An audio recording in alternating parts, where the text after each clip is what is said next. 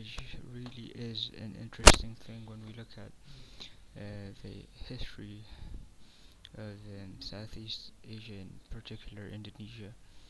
Um, so, uh, I want to talk about language and its role in shaping our country now as it is. Um, how it's being used as a way to cement centralized power across the various islands, the various ethnicities that make up our nation. And so, as we all know, the de facto, the standardized language in Indonesia is now Bahasa Indonesia, and it's a language that has its roots all the way back um, before the Dutch settled in Indonesia.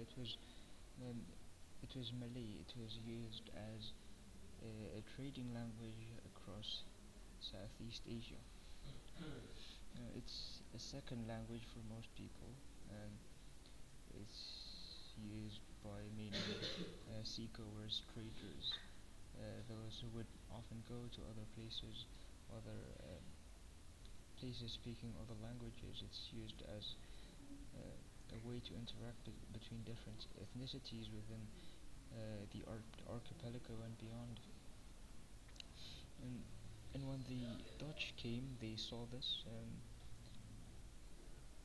They they realized it's very practical in terms of use. It's practical to be used as um, as a way to administer the residents of their new colony. So they used the language as a way to communicate and uh, to rule over the nation, basically. When we look at other uh, colonial states like France, Britain, Belgium, or whatever, they tend to uh, go to their colonies and spread their language, you know, uh, to use their language as a means to actually cement their power within the nation.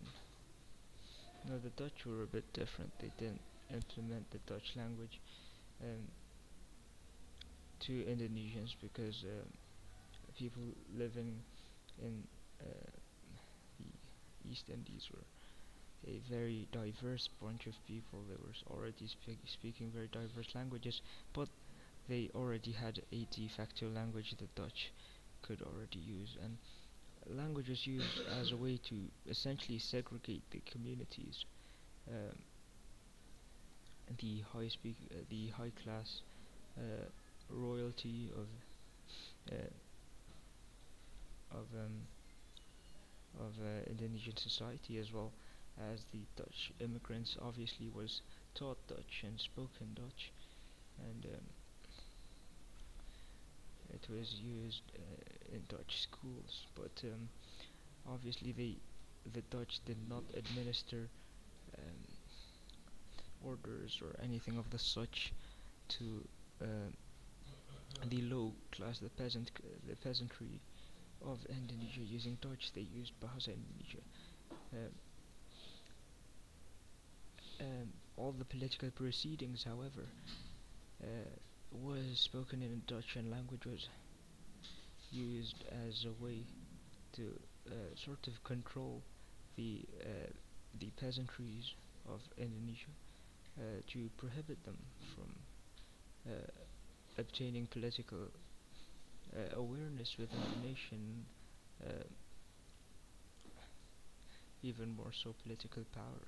You that's why political power among the natives was limited to royalty,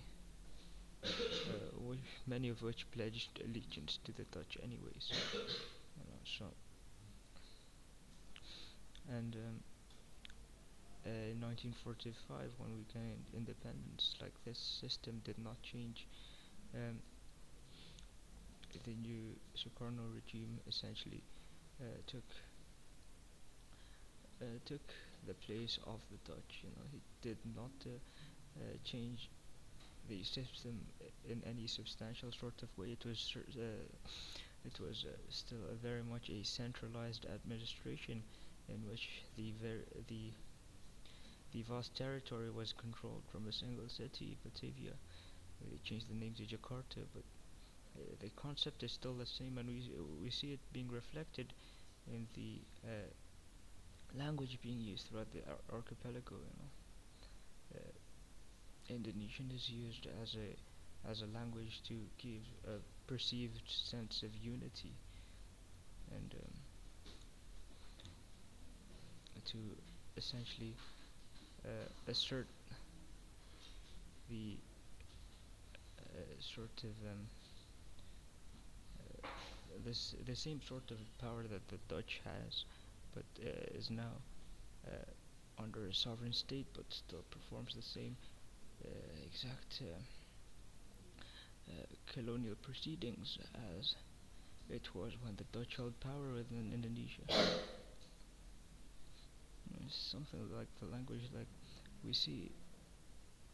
I mean, like regional languages is promoted to an extent, especially in Java and in certain places outside of Java too. But um, standardization of language, honestly, uh, is a way for centralized power to take place and uh,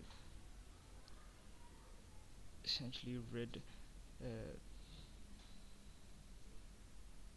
different regions, different ethnicities of the power to actually uh,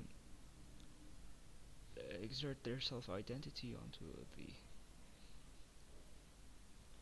um, national sphere, so to speak.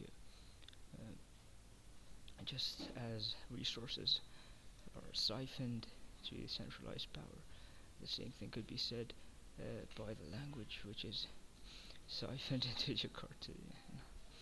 It's one of the ways that centralized power managed to cement itself so deeply in Indonesian politics, and how centralized power uses um, all sorts of different tactics to hold its grasp on the Indonesian people. Just a thought.